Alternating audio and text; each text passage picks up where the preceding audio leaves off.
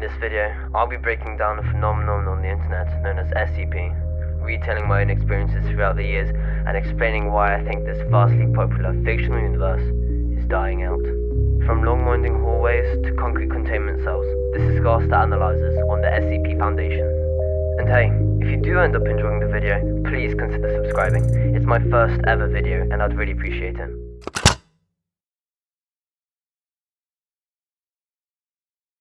SCP started out as a collaborative writing project created in 2008, based on mock scientific entries written by users on the internet via a catalogue known as the SCP Wiki.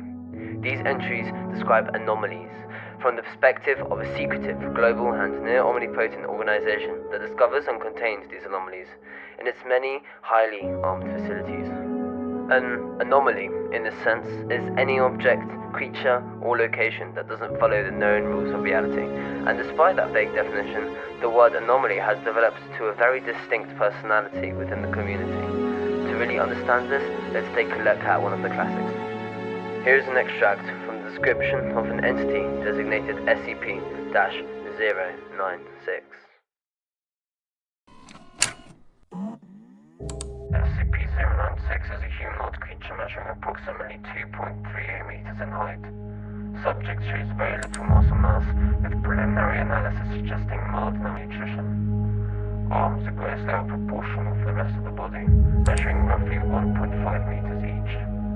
Skin is mostly devoid of pigmentation, with no signs of any body hair. Most entries are written like this, cold, formal, and clinical, and yet that's exactly what makes them terrifying. That emotionless tone somehow makes it feel more horrifying. Within this fictional universe, the Foundation operates through four metaphorical pillars. Number 1, scientists and researchers.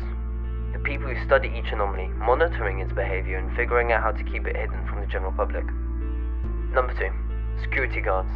The ground troops stationed at each containment site, watching over the horrors day and night, ready to recontain them if they escape, and occasionally becoming a meal for a bloodthirsty SCP.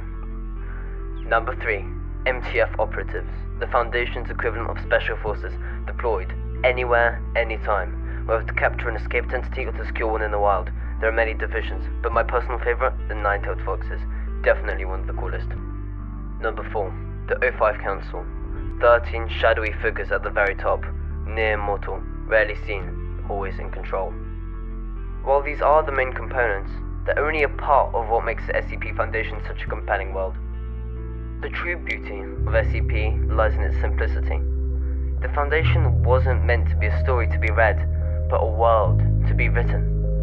It's a creative sandbox where thousands of fans and authors build upon one another's work, crafting an interconnected universe. From expeditions into impossible dimensions to reports on mind-bending objects, every SCP links to one another in a web of stories that will circle back to one idea.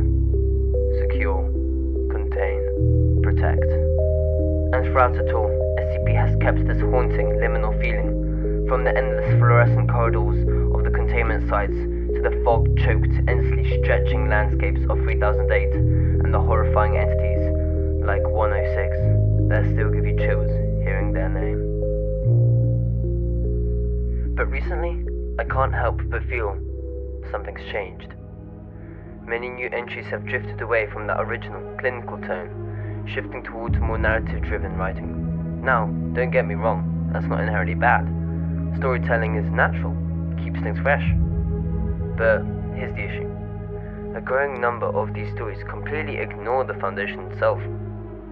We've read countless modern SCP articles that are often brilliant pieces of fiction, creative, emotional, and deeply human.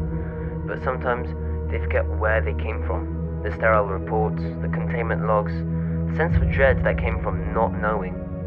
Now, instead of uncovering a cold, bureaucratic report of something unsettling, we're often reading short stories that barely mention containment, let alone the Foundation at all. They might have the SCP tag, but they lack the spirit. I think that's where it's losing its soul.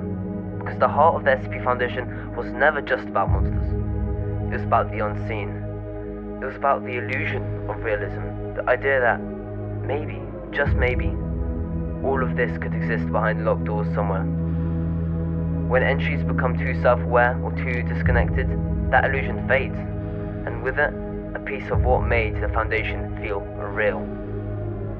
Take SCP-603 for an example. A story about the child of a king in the underworld. It's compelling, beautifully written, but it only barely connects to the Foundation at all. When this happens, it's hard for other authors or game developers or fans to put their own spin on it, or build something based upon it. Because ultimately, it's not about how well written or thought out an SCP is, but how open to interpretation it is, or how it can allow someone else's imagination to fill the gaps. This isn't a criticism, it's a reminder. A reminder of why this collaborative project means so much to us. A reminder of why it survived this long, and most importantly, a reminder of what SCP truly stands for. Secure, contain, protect. A simple motto that started this film. Thank you.